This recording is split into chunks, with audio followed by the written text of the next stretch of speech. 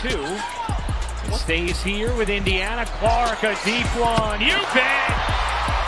A Brooklyn logo bomb from Caitlin Clark. Welcome back to the channel, everyone. You're in the right place if you enjoy a good sports tale or are a WNBA fan. We're delving into a topic that has been causing a stir in the basketball community today, as WNBA standout Caitlin Clark is still out due to an injury. The league's ratings drastically decline. At last, the league's owners have begun to voice their opinions. And believe me when I say that the figures are startling, the responses are fierce, and the ramifications for women's basketball going forward are profound. So grab a snack, take a seat, and let's discuss everything. To ensure you don't miss any of our in-depth explorations of the sports world, don't forget to hit the notification bell, like, and subscribe. Clark has space, she's gonna let it fly, and she's gonna connect! Oh, Caitlin Clark! The headline that has everyone talking should come first. Caitlin Clark's left quad strain on May 24th, 20,125, caused a startling 55% decline in WNBA broadcast viewership. Yes, in just a few weeks, over half of the league's viewership has disappeared. Prior to Clark's injury, the average number of people watching nationally televised WNBA games was 1.81 million.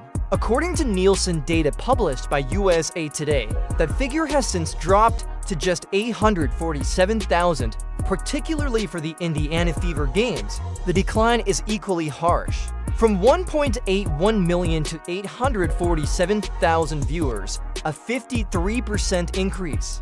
These are more than simply figures. The league is taking notice of them, and the owners are beginning to feel the heat. Cheddar defense by the Sparks fans. 6 on the shot clock. Clark, a deep three! Oop, that is! She missed her first 7! The impact of missing 5 consecutive games is evident for Caitlin Clark, the Indiana Fever's second-year phenom and the current Rookie of the Year. She had a triple-double in the season opener and was dominating the floor prior to her injury, averaging 19 points, 9.3 assists, and 6 rebounds per game. She is more than just a player. She is a phenomenon and a ratings magnet who has been attracting more fans and attention than any other player in the WNBA. However, the league must deal with a tough reality now that she is out. One player may be more responsible for their recent rise in popularity than the sport as a whole, which is problematic. What are the owners of the WNBA saying about this, then? They have been silent for the most part, but a few have begun to speak up, and their tone is one of urgency and worrying. In a recent Sports Illustrated piece, a team owner who wished to remain nameless said, "We knew Caitlin was a big draw, but nobody expected the floor to fall out like this. We must find a way to maintain fan engagement without depending on a single individual. The numbers are a gut punch," said another owner in an interview with Yahoo Sports. "Although it's evident that we haven't established the foundation we believed we had, we have been riding this wave of excitement." These remarks suggest a developing understanding. No matter how skilled they are, one player cannot be the key to the WNBA's success. However, the supporters aren't holding back. Reactions on social media, particularly X, have been rife, and they're not holding back. One person wrote, "What? I was certain that the true attraction was Angel Reed. Could Caitlin have been the real culprit? The Caitlin Clark effect is real," another person wrote. "Those who are attempting to minimize her influence are simply hateful." There is even a hint of irony in the comments, as one admirer stated, "You shouldn't say that out. If you bring out the obvious, you must despise women." The sentiment is obvious. Supporters think Clark's absence has highlighted how important she is to the league's appeal. The WNBA and its media partners are even being accused by some of mishandling Clark's fame. According to commentator Rachel Dieter, some fans are skipping games because they are angry about the way the league has handled Clark and her fans. Let's take a moment to discuss that boycott theory. Speaking on a recent podcast, Dawn noted that Clark's injuries aren't the only factor contributing to the ratings decline. It also has to do with how the league has promoted her. She claimed that because many people were boycotting the WNBA, they stopped watching. Because of the way the media and the league have treated Caitlin Clark, they don't want to support any other teams or athletes.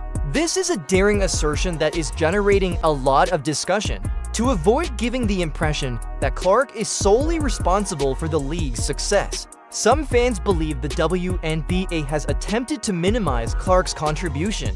However, given the decline in ratings, it appears that the strategy, if it really exists, has backfired. Let's examine the wider picture in order to comprehend why this is occurring.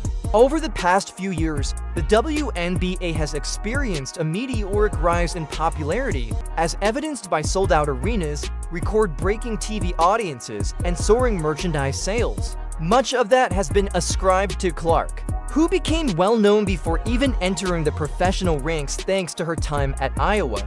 She introduced the WNBA to casual fans who might not have otherwise followed women's basketball. However, those casual admirers left when she was hurt. They didn't watch other celebrities like Angel Ree, Sabrina Ionescu, or A.A. Wilson.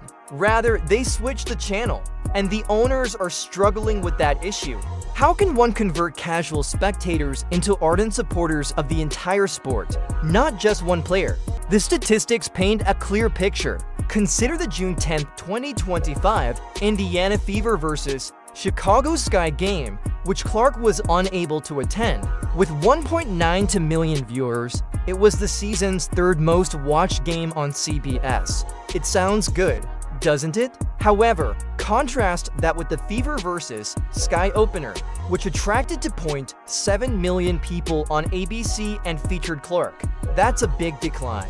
Even more significant is the fact that, following the announcement that Clark would not be playing, ticket prices for the WNBA All-Star Game in Indianapolis fell from $121 to only $64, and ratings fell 36% from the previous year.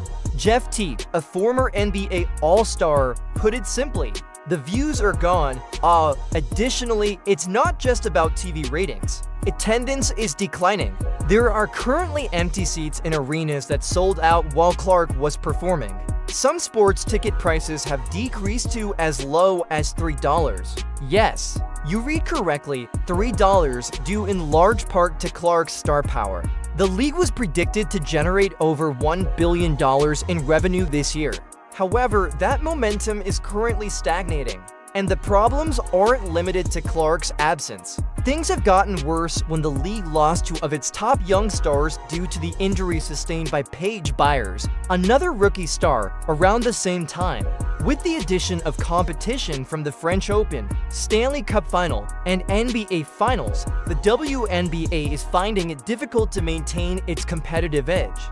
What is the league doing in response to this? The goal right now is to get Clark back on the court. According to Stephanie White, coach of the Indiana Fever, they are taking their time with Clark's recuperation and want to make sure she is fully recovered before she makes a comeback. Here's some positive news. Clark may return as early as June 14th for a high-profile game against the New York Liberty after stepping up her basketball activities. Fans and commentators are already talking about that game and anticipating a boost in ratings if Clark participates. The more important query, though, is what occurs next. The next time Clark sits out, will those viewers remain, or will they vanish? The owners are aware that they cannot depend solely on Clark's return to make everything right. They are beginning to discuss long-term plans to develop a more enduring fan base, focusing more on team rivalries and gripping narratives, such as the iconic NBA rivalries of the 1980s and 1990s, is one suggestion that has been floated. Imagine the Celtics and Lakers playing in the WNBA. Investing in more aggressive marketing of other players is an additional strategy.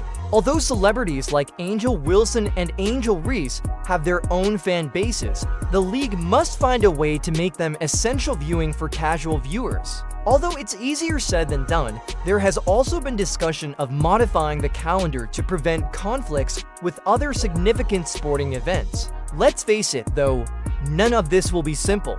It's difficult to overlook the weakness that the WNBA's reliance on Clark has revealed. You have a structural issue if the absence of one player can reduce your audience by half. The owners are being forced to take immediate action as they come to terms with that fact. After being ecstatic about the WNBA's expansion, television networks and sponsors are now reconsidering their investment in light of these figures. The league may lose such high-profile sponsorships, it is unable to demonstrate that it can bounce back and maintain its viewership. What does this signify for the WNBA's future? It's a fork in the road. It will take a lot of effort, but the league has an opportunity to grow from this and forge a stronger base. They must develop more captivating stories, broaden their star power, and figure out how to attract the indifferent fans who came for Clark but left. There is more than one player involved. The goal is to demonstrate that women's basketball can succeed without its biggest star. What do you think then? Is this a one-time occurrence, or is the WNBA becoming overly reliant on Caitlin Clark? Is Clark's star power a gift that the league should capitalize on, or should they be doing more to promote other athletes? Let's start a discourse by exchanging ideas in the comments section below. Please like, subscribe, and tell other basketball enthusiasts about this video if you like this in-depth analysis. We'll keep you posted on Clark's return and what it means for the WNBA's future.